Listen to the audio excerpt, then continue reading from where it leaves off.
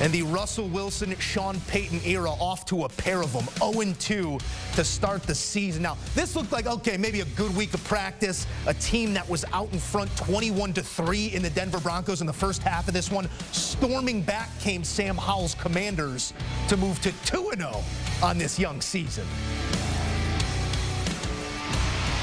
Ryan Wilson, what more can be said other than those darn Broncos? I mean, they even give you a glimmer of hope in this one.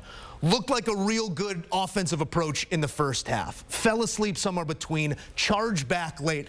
How do you put words to what we just saw for the last 4 or so hours? I'm getting Nathaniel Hackett saying it wasn't his fault. So I think that's a lesson there.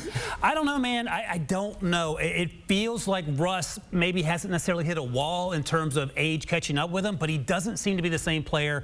And I think the bottom line is, Joe, if Sean Payton can't fix him, where are we? Because the contract is a daunting one. But this isn't all on Russ. I think some of the credit, of course, goes to the other side. You mentioned Sam Howell's Commanders, and I think that's the takeaway.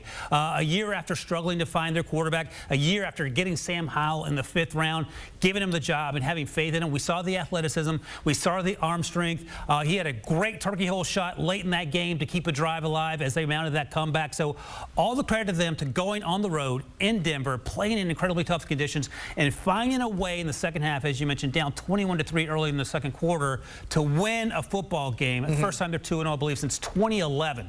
Wrap your brain around that. And to show up for a rep on a 2-point conversion and defend the way that they did after your heart is broken, really, by a Hail Mary, still a 2-point lead and a lead that held because of the way they defended on that 2-point conversion.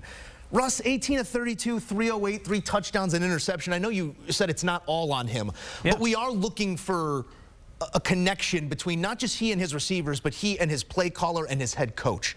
Sean Payton and his willingness to coach this guy and this guy's willingness to play for this head coach. It's going to be something that we focus on in these weeks to come. How are you seeing that relationship develop here over, yes, a short sample size to start the season? Right, and I was sort of giving Russ a hard time about his start of the season.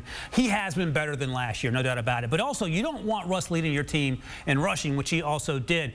We've seen some of the old Russ, but we need to see it more consistently, and that's just something they're going to have to work through in the coming weeks. Now, that said, the defense, which has been a really good unit, especially last season, didn't show up in the second half, and those are questions that have to be answered as well. So, look, you don't want to be 0-2 in this division, but guess what? The Chargers are also 0-2 in this division, and it is what it is. As Tony Romo said earlier, a loss is a loss. Wins are hard to come by. Yeah.